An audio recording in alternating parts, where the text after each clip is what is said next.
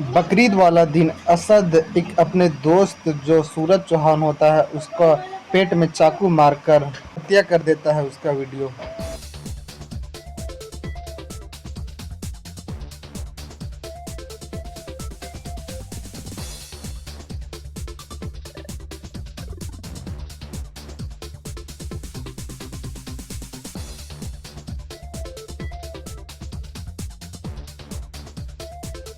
गाजियाबाद के खोरा इलाका के रहने वाला सूरज चौहान और असद भी वही मोहल्ला का होता है। लेकिन बकरीद वाला दिन सूरज चौहान को असद फ़ोन करता है और बोलता है कि आओ तुमसे मिलना है। और जो सूरज चौहान होता है वह अपना कुछ अन्य साथी के साथ मिलने के लिए असद से चला जाता है।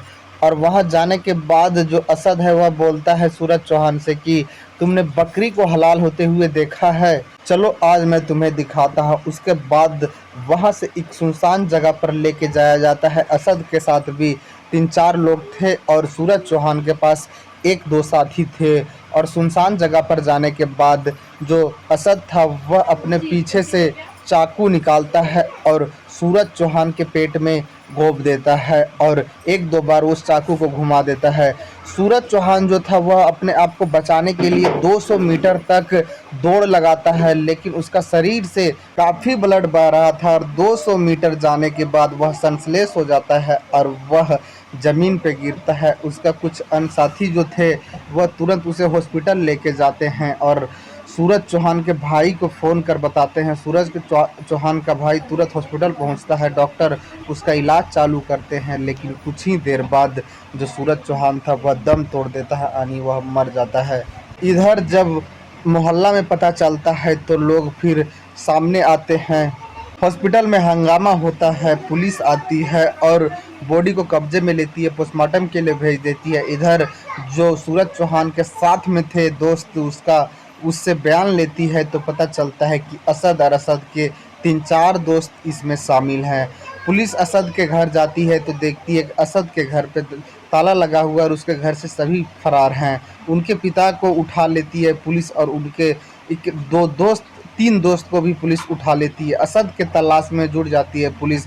इधर जो सूरज चौहान के माता थी उससे पुलिस बात करती है तो उनका कहना सीधा सीधी होता है कि जैसा मेरा बेटा को मारा है सूरज चौहान को वैसे ही असद को अब हम मारेंगे, या तो फिर कानून उसे मारे और उसका घर पे बुलडोज़र चलना चाहिए। ये सारा मांग था उसकी माँ का कि जब तक इस तरह का काम नहीं होगा असद के साथ तब तक मैं अपना बेटा का अर्थी नहीं उठाऊंगा। और ये सिलसिला चल रहा था। जो पुलिस थी वह असद को पकड़ने में जुट जाती है। 50,000 तक का घोषणा कर देती है कि जो भी असद के बारे में जानकारी देगा उसको 50,000 दिया जाएगा। और रविवार को सुबह 31 मई को सुबह जो था वह असद अपने एक दोस्त के साथ मोटरसाइकिल से वही खौरा गांव आ रहा था पैसा लेने के लिए। अपना दूसरा दोस्त से पैसा लेता और वह कहीं फरार होना चाह रहा था। पुलिस को कोई मुखबिर से पता चलता है कि असद जो है वह खौरा इलाका आ रहा है। पुलिस जो थी वह असद के तलाश में जुट जाती है, उसके पीछा करने लगती है। तो एक हाईवे के बगल से एक रास्ता गया था, कच्चा रास्ता, उसी में असद उतर के नीचे बाइक करके जा रहा था। और उसी वक्त पुलिस जो है वह असद को रोकना चाह रही थी, रोकने के प्रयास कर रही थी।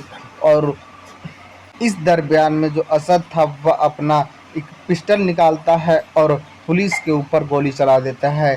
एक कांस्टेबल घायल होता है। इधर से जवाबी कार्रवाई में असद को भी ऊपर गोली चलाया जाता है। करीबन 10 गोली फायर होता है, 2-3 गोली असद को लगता है और फिर वह जख्मी हो जाता है। उसका एक दोस्त था वह वहाँ से फरार हो जाता है।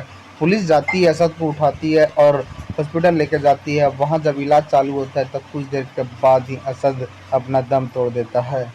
यह बात फिर न्यूज़ के माध्यम से सभी को पता चलता है तो फिर असद के बॉडी को पोस्टमार्टम के लिए भेज दिया जाता है। और इधर सूरज चौहान के माता जी से जब मीडिया वाले बात करते हैं तो इनकी माता कहते हैं कि हाँ, एक का इनकाउंटर हुआ है, अभी इसमें 4 अक्यूज्ड बाकी हैं, उन लोग का भी इनकाउंटर होना चाहिए और इन लोग के घर के ऊपर बुलडोज़र एक्शन होना चाहिए। अब देखा जाए कि और जो तीन चार आरोपी बचे हुए, उनके साथ पुलिस क्या कार्रवाई करती है। और असद का पोस्टमार्टम होगा, उसके बाद उसका बॉडी को उसके परिवार वालों को सौंप दिया जाएगा। फिर इसमें और भी जो आरोपी हैं उन लोग को ऊपर अब कार्रवाई होगा। मेन आरोपी को पुलिस मार गिराई है, और भी जो आरोपी अभी हैं उन लोग के ऊपर कार्रवाई होगा। अब देखा जाए कि इस मामला में कानून किसको क्या सज़ा देती है, अब सज़ा का इंतज़ार है। और जो भी इसमें अपडेट आएगा आप लोग के बता दिया जाएगा अगला वीडियो में। इस कहानी में इतना ही। जय हिंद, जय भारत।